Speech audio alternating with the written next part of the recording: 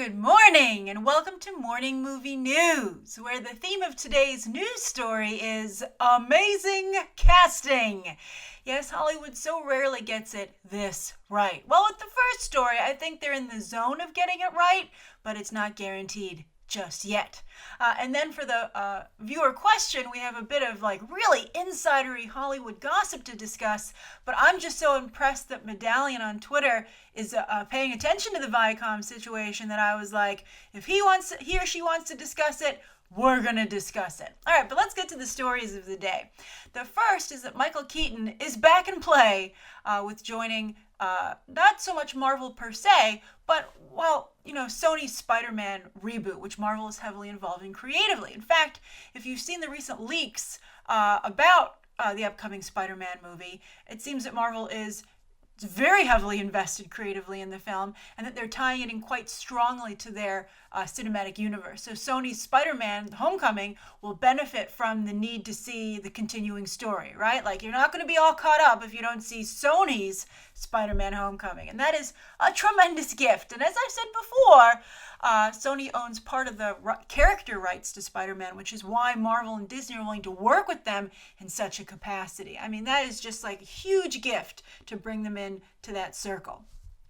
Also on a side note, those rumors say that they're going to maybe potentially be bringing in Netflix characters from the Marvel shows into Spider-Man Homecoming, which I said would be a great idea when I was talking about the end credit sequence in Captain America Civil War, and I'm so glad to see that might actually be a possibility, because I think that would really benefit it and really upset Chloe Bennett over in Agents of S.H.I.E.L.D. But anyway, back to Michael Keaton. Now, Michael Keaton originally said no to joining Spider-Man, but now apparently he's back in, which makes sense considering the fact that, as we discussed with the Thor Ragnarok cast on Friday, not only is Marvel killing it with casting, right? Like, anyone is joining a Marvel movie, so maybe Michael Keaton's like, perhaps I made a mistake there.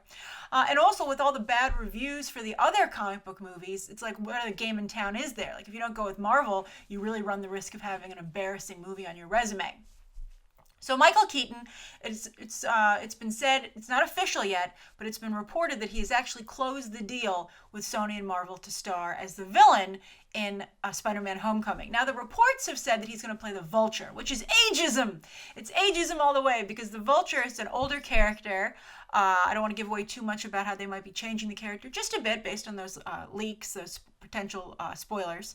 But anyway, the Vulture is an older individual. And so I think everyone's guessing, oh, well, Michael Keaton's older, he'll play the Vulture. But what a waste of Michael Keaton. What a throwaway of Michael Keaton. Why wouldn't, there's some talk that they're trying to make the Vulture sympathetic, but Michael Keaton doesn't care about being sympathetic. Just go watch the trailer for The Founder, right? And in fact, when you're watching the trailer for The Founder, if you don't think to yourself, that could be Norman Osborn, then you don't know Norman Osborn very well. I think that Michael Keaton, the only way, maybe he was originally in talks for the Vulture, and that's why he said no, but I think the only reason that he would come back to this, he's still trying to be an Oscar-nominated, winning actor. He's already been Oscar-nominated. But, the only reason he would go back, I think, to a comic book property is to have himself a really impressive, showy role that goes over multiple movies. And if he's Norman Osborn, that will be the case. It's said that they're building up Oscorp to be a rival, an evil rival for Stark Industries. And so you'll very likely see him pop up in Marvel movies then. And that would be a role, I think, worthy of Michael Keaton's time. And potentially, hurting his Oscar image. And in fact, going against everything that Birdman seemed to stand for, right? He was like, comic book movies are horrible. They ruin careers. It's all you're ever remembered for. I'm going to go back. But I think for the role of Norman Osborn, especially if they work toward Norman Osborn running S.H.I.E.L.D. and that whole storyline from the comics, that would be, I think, very beneficial to Michael Keaton. And he would be great. So I'm glad that Michael Keaton is joining that film. I think he's a fantastic asset for it. I really like Michael Keaton quite a bit. But let's hope that he is Norman Osborn, because I think if he's the Vulture, then it's just a waste. All right, so that's the first story of the day. Now, the second story of the day is Charlize Theron. There was the first image released for her role role as the villain, also playing a villain in the upcoming Fast and Furious 8. The villain's name has also been revealed, Cypher, but she looks really cool. I really like Charlize Theron. I think she's doing a lot for women in blockbusters these days. But while Furiosa, is supposed to be like really gritty and grungy and, attractiveness was supposed to be the furthest thing from anyone's mind, I'm glad to see that she's kind of like taken her character in a different direction of still looking like hot Charlize Theron, but like not in like an obvious way, right? Like she could have gone like the sexy villain route, which I don't think anybody would be particularly interested in.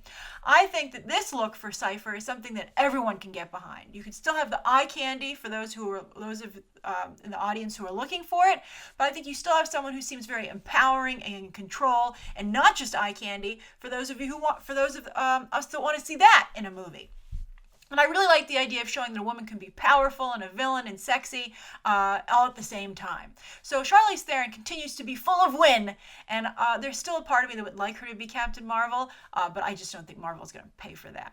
But I think this is great, and I'm very excited to see her join the Fast and Furious franchise. A lot of good movies on the horizon. They're all shaping up so beautifully with really great, exciting casting choices. So I'm curious what you think of Charlize Theron. Does she seem appealing to you? Do you like this kind of, more powerful, edgy, like hotness, or do you like the traditional Hollywood glamour? So the third story of the day, a lot of this stuff trended on Twitter on Friday because people were just so excited about it. But this one is particularly exciting, and that's that Ewan McGregor has agreed to do television. Yes, Ewan McGregor has never been a series regular on a TV show, and he's picked Fargo on FX for his debut, which is a spectacular choice.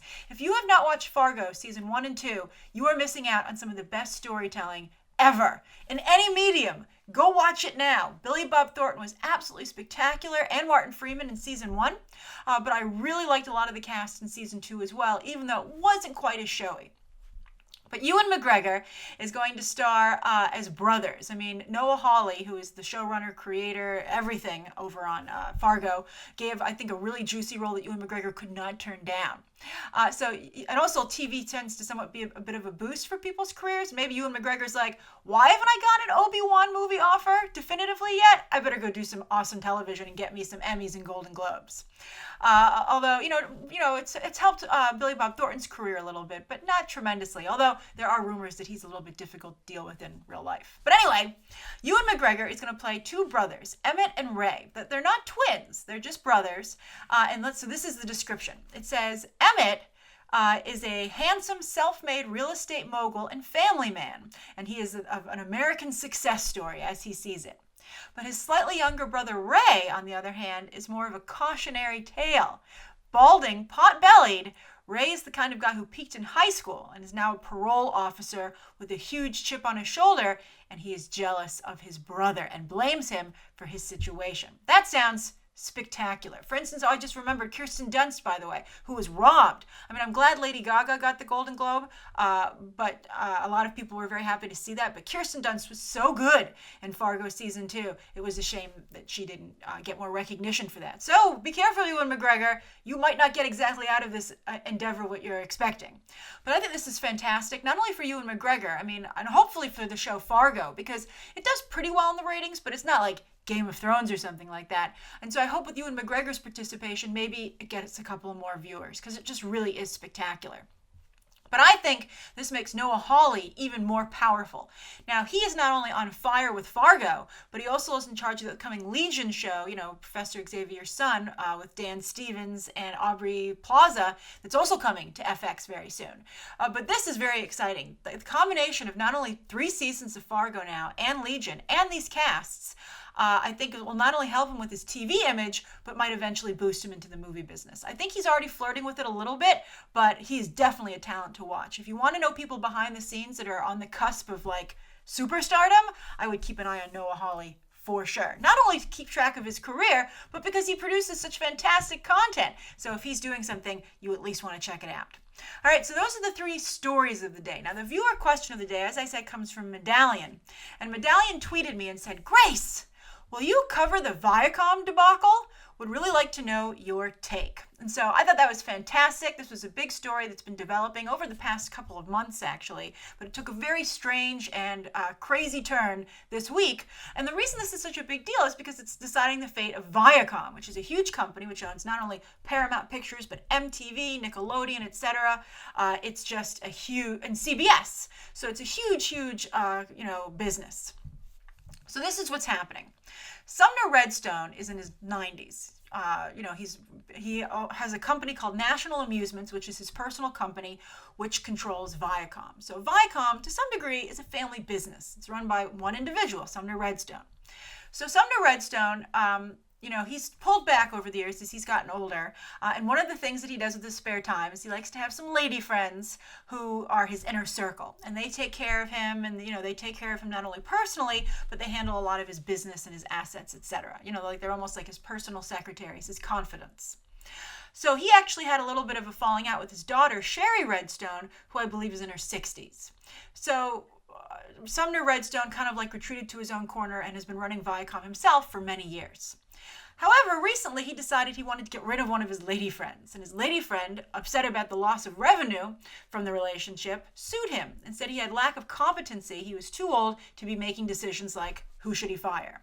So they had to have a competency hearing, and this opened the door to questioning Sumner Redstone's ability to make decisions, which is not good if you're running a major company, National Amusements, which therefore runs Viacom. So it was declared that he was competent in the court proceedings, or at least that's like, I think that thing with his lady friend is still going on. But anyway, he and Sherry Redstone seem to have reconciled over the whole thing. At least that's a story that's being floated out. And but because of the debacle with the lady friend, this is a very complicated situation. Sumner Redstone had to step back from his role handling Viacom overall on the board. So it was handed over to Philippe Dauman to handle Viacom in his place. And Sherry Redstone, who's also on the board, was the only person who voted against this. So in the past couple of days, Sumner Redstone, his lawyer, alerted Philippe Dauman and George Abrams that they were no longer part of the trust that runs National Amusements and makes the decisions regarding Viacom, saying there was like some kind of conflict of interest or something like that. And because Sherry Redstone's been pushing for Les Moonves to be in charge of everything because he does not sit on the board. Now, Philippe Dauman has turned around on a complete 180, and now he has said, well, Sumner Redstone is incompetent, just like his lady friend accused him of being, so Sumner Redstone cannot fire me from the board because he is not able to make those decisions. And Sherry Redstone is now manipulating him. So there's a lot of, basically, the heart of the story is that Sumner Redstone is the key to who controls what at Viacom, and the idea is who's controlling him. Is it his lady friends? Is it Sherry Redstone? Also, who should get control of Viacom? Should it be Philippe Dauman? Now, some people think Philippe Dauman knows what he's doing. And George Abrams is a name I mentioned, but Philippe Dauman's the real linchpin here on the other side. So Philippe Dauman, some people are eager, but I'm also seeing people in the trade saying, we want Philippe Dauman out of there, go Sherry. Viacom and Paramount stock rises the more there's talk that Philippe is going to get kicked out. So it's really a crazy situation, and my take on it is that I can't believe that such a major company that has control over so many brands is run like it's like an episode of like a soap opera, like Empire or Dallas, right? Or like all those crazy old shows. So it's just absolutely crazy. So when you're watching Empire and you're like, that's ridiculous, just remember that stuff actually happens in Hollywood. Particularly when someone is able to get singular control over a giant corporation like that. That Sumner Redstone, kudos to him. He was able to amass that business, in his prime. But now, he and also I think it's a good warning story about the danger of lady friends and allowing them to handle your business matters instead of just having your attorneys take care of it. So it's a really interesting situation. We'll see how it all shakes out. Sumner Redstone, I think it's a little embarrassing for him to have his competency called into question like this by so many different people. Also to have all of his personal situation, outlined there. And also I think it really speaks to, not having somebody to take over for you. You have all these major players in Hollywood and, it's all about who you know. And I'm always surprised at how nobody ever grooms a replacement. Even someone like Walt Disney. He had 2 daughters. He never ever tried tried to teach them the business, the family business, in a very old-fashioned way. When his oldest daughter got married, he had her husband take over for him, and I believe the guy's name was Ron Miller. And Ron Miller, who I'm sure was a wonderful man, ran Disney into the ground for a little bit there. That's why it wasn't doing so well in the 70s. But he never, it's a little bit of a vanity situation where I think Disney and Redstone never felt that they would go away, right? They're like, oh, I'm going to be here forever. I don't have to worry about who's going to take over for me when I go. But I think it really shows the importance of, if you want to have your family keep control of a major company, that you groom your successor and make sure that you handle and oversee the transition so it doesn't end up in courts with all this mudslinging and dirty laundry. So I'm curious what you guys think. Have any of you heard of this situation? Have you been following it? I also think Paramount isn't that big these days. Obviously it's a big company with CBS and everything, and Paramount, of course, but it's not like a major player. Like, this isn't like Universal, Warner Brothers, or Disney that's up for grabs. Paramount's a little bit on the fringe these days in terms of, they have Star Trek and the Star Trek TV series, but in terms of like brands that people are like really excited about, I think they're a little low on the totem pole. So we'll see. Maybe whoever wins this mess could try and work on fixing that. So Medallion, wonderful question. Kudos to you for being on top of this. I think that's awesome. Thank you everybody for tuning in today. I look forward to continuing the conversation down below, not just about the top 3 stories, but also that viewer question. I'll put a link actually down below in the video description to the article if you want to read up on it on yourself. And you can check out some other episodes right now.